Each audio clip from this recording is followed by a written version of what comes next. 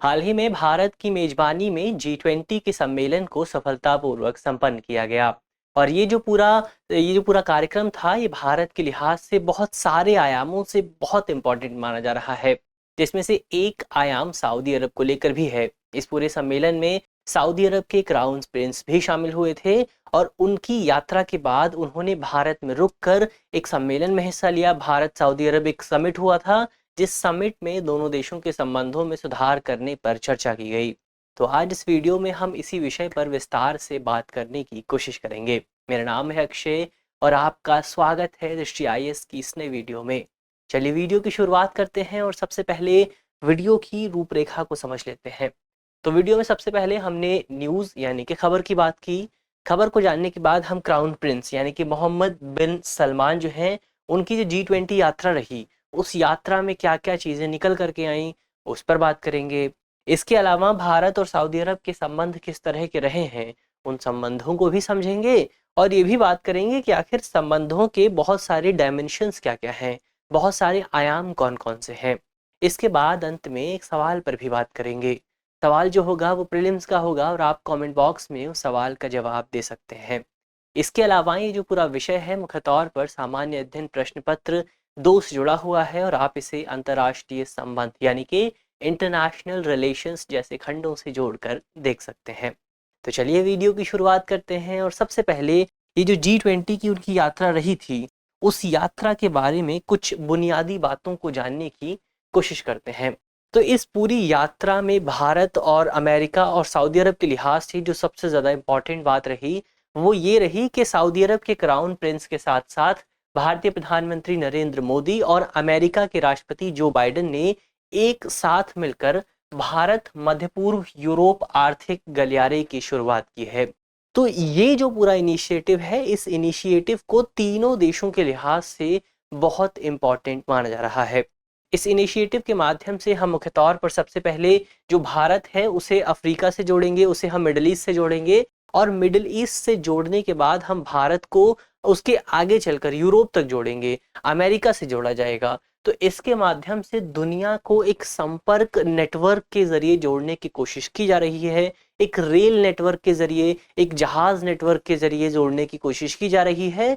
और ऐसा माना जा रहा है कि भारत और सऊदी अरब, इसके अलावा अमेरिका ने जो मिलकर ये पूरी परियोजना लॉन्च की है, इस परियोजना का प्राथमिक उद्देश्य है कि BRI प्रोजेक्ट को टक्कर दी जा सके, यानी कि चीन की जो बेल्ट एंड रोड इनिशिएटिव था उसको एक तरह से कंपटीशन देने के लिए इस पूरे प्रोजेक्ट की शुरुआत की गई है। क्योंकि पिछले कुछ समय से लगातार चीन के इस प्रोजेक्ट पर आरोप लग रहा था कि चीन इस प्रोजेक्ट के माध्यम से दुनिया के छोटे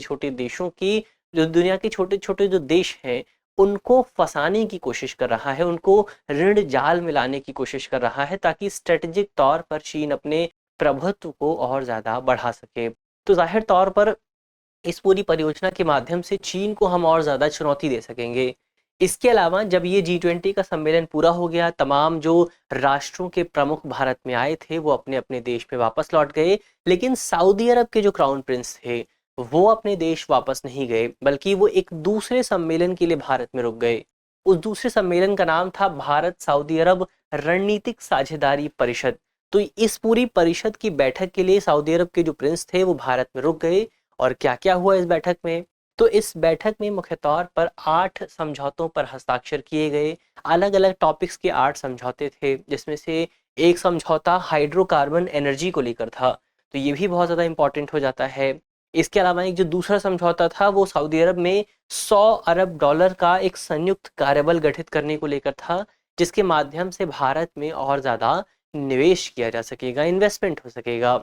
इसके अलावा एक समझौता इस बात को लेकर भी था कि जो दोनों देश हैं वो अपनी स्थानीय मुद्रा में व्यापार कर सकेंगे, यानी कि जो लोकल करेंसी है उसमें ट्रेड हो सकेगा। क्योंकि अभी तक दोनों देशों के बीच जो ट्रेड होता है वो डॉलर में किया जाता है और डॉलर जो है वो अमेरिका की करेंसी है। तो ऐसे में दोनों देश इस बात पर विचार कर रहे हैं कि दोनों देशों के बीच जो ट्रेड हो रहा है उसे उनकी स्थानीय मुद्रा में किया जा सके, जिसके माध्यम से जाहिर तौर पर दोनों के जो विदेशी रिजर्व हैं उनको बहुत ज़्यादा लाभ मिलेगा, भारत का जो डॉलर है वो बच जाएगा।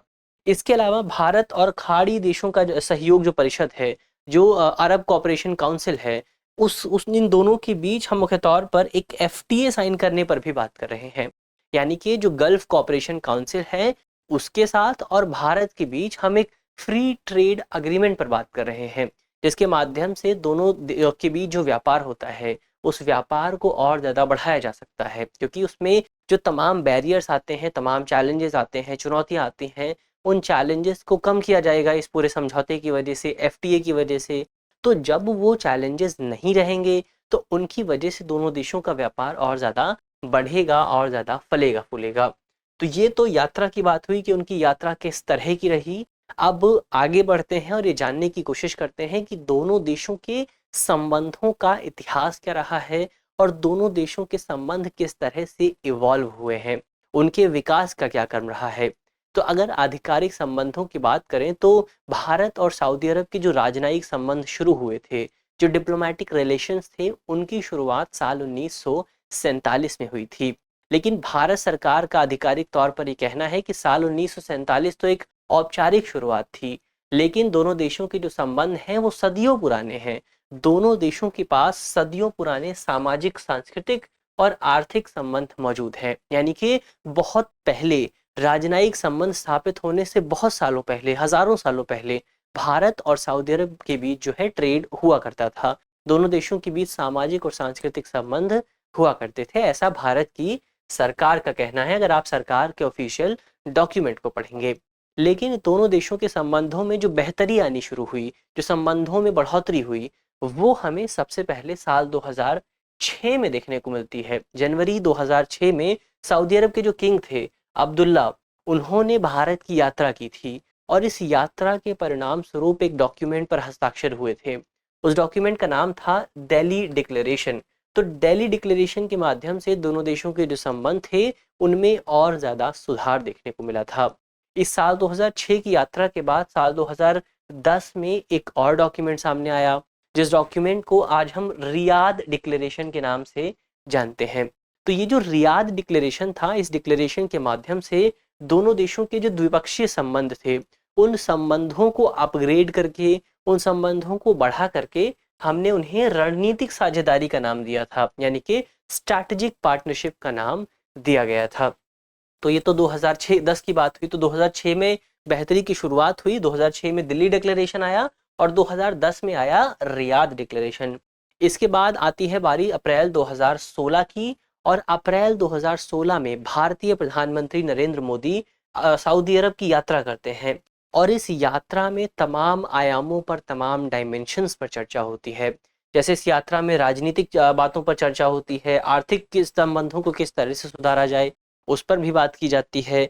इसके अलावा सुरक्षा सहयोग किस तरह से बढ़ाया जा सकता है, रक्षा क्षेत्र में किस तरह से सहयोग किया जा सकता है, कॉपरेशन किया जा सकता है, उस पर भी बात की जाती है कि किस तरह से दोनों देशों के संबंधों के जो तमाम आयाम हैं उन आयामों में सुधार कैसे किया जा सकता है। इसके अलावा प्रधानमंत्री को उसी यात्रा के दौरान, यानी अप्रैल 2016 में प्रधानमंत्री ने जो यात्रा की थी, उसी यात्रा के दौरान भारत के प्रधानमंत्री को सऊदी अरब का जो सर्वोच्च नागरिक सम्मान है, जिसका नाम है किंग अब्दुल अजीज सैश, ये सम्मान भारत के प्रधानमंत्री को दिया गया था। तो इस सम्मान के माध्यम से हम समझ सकते हैं कि सऊदी अरब भारत और सऊदी अरब के संबंधों को कितना ज़्यादा इम्पोर्टेंस दे रहा है, कितना ज़्यादा महत्व दे रहा है। तो ये भी एक बड़ी खबर थी। इसके बाद साल 2019 में सऊदी अरब के जो क्राउन प्रिंस हैं मोहम्मद बिन सलमान, इन्होंने भारत की यात्रा की थी और इस यात्रा के दौरान इस बात की कमिटमेंट दी गई थी, इस बात की प्रतिबद्धता जाहिर की गई थी कि सऊदी अरब जो है वो भारत में तकरीबन $100 बिलियन का निवेश करेगा। तो ये दोनों देशों के संबंध किस तरह से इवॉल्व हुए हैं, किस तरह से विकसित हुए हैं, उनकी बात हुई। अब आगे बढ़ते हैं और संबंधों के जो तमाम आयाम मौजूद हैं, तमाम एस्पेक्ट हैं, तमाम डायमेंशंस हैं, उन डायमेंशंस पर बात करते हैं। तो इसमें जो सबसे पहला डायमेंशन है वो है आर्थिक संबंध, कि इकोनॉमिक रिलेशंस किस तरह के रहे हैं, क्योंकि वर्तमान समय का जो दौर है वो आर्थिक लिहाज से आपका आपका कद कितना है उसको मापता है। अगर आप आर्थिक लिहाज से मजबूत हैं, आर्थिक दृष्टिकोण से मजबूत हैं, तो आपको दुनिया में एक मजबूत जगह दी जाएगी, एक इम्पॉर्टेंट जगह दी जाएगी। जैसा कि वर्तमान समय में अमेरिका के साथ है, अमेरिका आर्थिक तौर पर बहुत ज़्यादा मजबूत है, तो अंतर्राष्ट्रीय फ्रेमवर्क में उसे एक बहुत इम्पॉर्टेंट जगह दी जाती है। और पिछले कुछ समय से चाइना के साथ भी यही हो रहा है। चाइना ने अपने आप को आर्थिक स्तर पर बहुत ज़्यादा मजबूत, बहुत ज़्यादा ताकतवर बनाने की कोशिश की है, जिसका परिणाम ये रहा है कि अंतर्राष्ट्रीय स्तर पर अब लगातार चाइना अमेरिका को विश्व शक्ति के तौर पर, वैश्विक पावर के तौर पर चैलेंज कर रहा है। तो भारत भी लगातार अपने आप को आर्थिक तौर पर मजबूत करने की कोशिश कर रहा है। अब दोनों देशों के आर्थिक संबंधों की बात करें, सबसे पहले सऊदी अरब के लिहाज से देखें तो भारत जो है वो सऊदी अरब का दूसरा सबसे बड़ा व्यापारिक भागीदार है, ट्रेड पार्टनर है। अब हम सऊदी अरब के लिहाज से देखें, भारत के लिहाज से देखें तो सऊदी अरब जो है वो भारत का चौथा सबसे बड़ा व्यापारिक भागीदार है। तो दोनों देशों के बीच जो ट्रेड है वो एक इम्पॉर्टेंट पिलर हो जाता है। कितना ट्रेड होता है? तो अगर आप साल 2022-23 के आंकड़ों को देखेंगे तो पता चलेगा कि इस पूरी अवधि के दौरान भारत और सऊदी अरब के बीच तकरीबन 52.76 बिलियन डॉलर का व्यापार किया गया था। और अगर कुल व्यापार से इसकी तुलना करें कि भारत दुनिया के दूसरे देशों के साथ जितना टोटल ट्रेड करता है, उसमें सऊदी अरब के ट्रेड की जो हिस्सेदारी थी वो तकरीबन 4.53% के आसपास थी। तो ये ज़ाहिर तौर पर एक बड़ा आंकड़ा है। ये आंकड़ा दिखाता है कि दोनों देशों के जो आर्थिक आयाम हैं, जो आर्थिक रिलेशंस हैं, जो संबंध हैं, वो कितने ज़्यादा मजबूत हैं।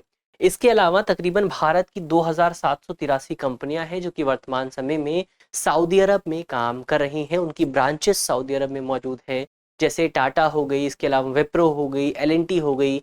तो इस तरह की जो तमाम कंपनियां हैं उन्होंने सऊदी अरब में निवेश किया है। इसके अलावा सऊदी अरब की बहुत सारी कंपनियां हैं जिन्होंने भारत के बहुत सारे स्टार्टअप्स में निवेश किया है। जैसे अगर आप कुछ प्रमुख स्टार्टअप्स की बात करें तो ओयो हो गया, इसके अलावा ओला हो गया, इस तरह के जो दूसरे स्टार्टअप्स हैं, उन तमाम स्टार्टअप्स में सऊदी अरब की कंपनियों ने कहीं ना कहीं निवेश कर रखा है। इसके अलावा जो जियो कंपनी है उसमें भी सऊदी अरब की कंपनी का निवेश है। और इस तरह की जो दूसरी बड़ी कंपनियां हैं उनमें सऊदी अरब की कंपनियों ने निवेश कर रखा है। तो ये दिखाता है कि भारत और सऊदी अरब पिछले कुछ समय से लगातार अपने संबंधों को, खासतौर पर आर्थिक संबंधों को किस तरह से इवॉल्व कर रहे हैं और उसे नवीन परिदृश्यों से जोड़ने की कोशिश की जा रही है। तो ये तो आर्थिक परिदृश्यों की बात हुई। इसके अलावा ऊर्जा सहयोग की बात करें तो भारत जो है वो अपनी ऊर्जा ज़रूरतों के लिए, अपनी एनर्जी नीड्स के लिए मुख्य तौर पर आयात पर निर्भर रहता है। भारत दूसरे देशों से आयात करता है अपनी ऊर्जा ज़रूरतों को, और इन ज़रूरतों को पूरा करने में सऊदी अरब एक बहुत इम्पॉर्टेंट पार्टनर की भूमिका अदा करता है। अगर ऊर्जा ज़रूरतों की बात करें, ऊर्जा उत्पादों की बात करें, तो साल 2000 फाइनेंशियल ईयर 2023 के दौरान कच्चे तेल और पेट्रोलियम उत्पाद का जो सऊदी अरब था वो तीसरा सबसे बड़ा स्रोत था। यानी भारत ने जिन देशों से इस तरह के माल मंगाए, जहां से भी कच्चा तेल मंगाया, जहां से भी पेट्रोलियम उत्पाद मंगाया, उनमें सऊदी अरब का जो नंबर था वो तीसरे नंबर पर था। इस पूरी अवधि के दौरान यानी कि फाइनेंशियल ईयर 2023 के दौरान भारत ने मुख्य तौर पर 39.5 मिलियन मीट्रिक टन कच्चे तेल का आयात सऊदी अरब से किया था, जो कि भारत के कुल आयात का तकरीबन 16.7% है। तो इस आंकड़े से हम समझ सकते हैं कि किस तरह से दोनों देश लगातार ऊर्जा ज़रूरतों को लेकर भी काम कर रहे हैं। इसके अलावा रक्षा साझेदारी की बात करें तो पिछले कुछ समय से दोनों देशों की जो रक्षा साझेदारी है, जो सिक्योरिटी सेक्टर में दोनों देशों का जो कॉपरेशन है, वो लगातार बढ़ रहा है। और बीते दिनों हमारी सेना के जो प्रमुख हैं, जनरल मनोज मुकुंद नरवणे, इन्होंने दिसंबर 2020 में सऊदी अरब की यात्रा की थी, और इस यात्रा के माध्यम से दोनों देशों की जो रक्षा सहयोग था वो और ज़्यादा विकसित हुआ था। और इन्हीं की यात्रा का परिणाम था कि दोनों देशों की जो नौसैनिक सहयोग है वो भी लगातार बढ़ रहा है। और दोनों देशों के बीच एक नौसैनिक सैन्य अभ्यास भी होता है जिसका नाम है अल मोहम्मद अल हिंद। तो ये जो सैन्य अभ्यास है अल मोहम्मद अल हिंद, ये भारत और सऊदी अरब के बीच किया जाता है। और अब तक इस पूरे अभ्यास के 2 संस्करण आयोजित किए गए हैं, 2 वर्जन्स हुए हैं। इसके अलावा दोनों देश रक्षा उद्योगों और क्षमता निर्माण क्षेत्र में भी काम कर रहे हैं। लगातार दोनों देशों की जो कंपनियां हैं, जो एम्यूनेशंस बनाती हैं, वो आपस में सहयोग कर रही हैं। लगातार इस तरह की जो गोला बारूद है वो विकसित करने की कोशिश की जा रही है। तो ये भी एक इम्पॉर्टेंट पिलर है दोनों देशों की जो रिलेशंस है उसमें। लेकिन दोनों देशों के रिलेशन में जो सबसे इम्पॉर्टेंट पिलर माना जाता है वो है भारतीय डायस्पोरा का पिलर। और कितने नागरिक हैं उनकी संख्या की बात करें तो वर्तमान समय में अगर आंकड़ों को देखेंगे तो सऊदी अरब में तकरीबन 2.4 मिलियन भारतीय नागरिक मौजूद हैं। और इन नागरिकों को, इन भारतीय लोगों को सऊदी अरब के विकास में, उसके इकोनॉमिक डेवलपमेंट में एक विशेष योगदान देने वाला माना जाता है। ऐसा माना जाता है कि सऊदी अरब का जो विकास हो रहा है, उसमें भारतीय नागरिकों, खासतौर पर जो साउथ एशियन कंट्रीज़ हैं, उनके जो लोग हैं, उनके जो वर्कर्स हैं, उनकी बहुत बड़ी भूमिका है। जैसे भारत हो गया, पाकिस्तान हो गया, बांग्लादेश हो गया, नेपाल हो गया। तो यहाँ के जो लोग हैं, ये सऊदी अरब में काम करने जाते हैं और उसके विकास में एक ज़रूरी भूमिका अदा कर रहे हैं। और हाल ही में जी20 में जो सम्मेलन हुआ, इसके अलावा जो दोनों देशों का जो समिट हुआ, उस समिट में जो डिक्लेरेशन निकल के आया, उसमें भारत की ओर से सऊदी अरब को धन्यवाद भी दिया गया कि सऊदी अरब भारतीय नागरिकों का इतना बेहतर ख्याल रख रहा है और उनकी तमाम ज़रूरतों को पूरा किया जा रहा है। तो ये तो इस पूरे विषय की बात हुई। हमने उन जो तमाम आयाम हैं, जो तमाम एस्पेक्ट्स हैं, जो तमाम डायमेंशंस हैं, उनको समझने की कोशिश की। अब आगे बढ़ते हैं और अंत में एक सवाल की बात करते हैं। सवाल जो है वो प्रीलिम्स का है और आप कमेंट बॉक्स में उस सवाल का जवाब दे सकते हैं। आज का हमारा सवाल है कि निम्नलिखित में से कौन सा देश भारत मध्य पूर्व यूरोप आर्थिक गलियारे का हिस्सा नहीं है, इस गलियारे में शामिल नहीं है। हमारे ऑप्शन है, option A Bharat, option B America, option C Saudi Arab या फिर ऑप्शन डी चीन। तो आप कमेंट बॉक्स में आसानी से इस सवाल का जवाब दे सकते हैं। मुझे उम्मीद है कि इस वीडियो में जिन बिंदुओं की बात की गई है वो आपको समझ में आएंगे और यदि आपके प्रश्न पत्र में इससे जुड़ा कोई भी सवाल आता है तो आप उसे आसानी से हल कर सकेंगे। इस तरह की अन्य वीडियो देखने के लिए आप हमारे चैनल को भी सब्सक्राइब कर सकते हैं।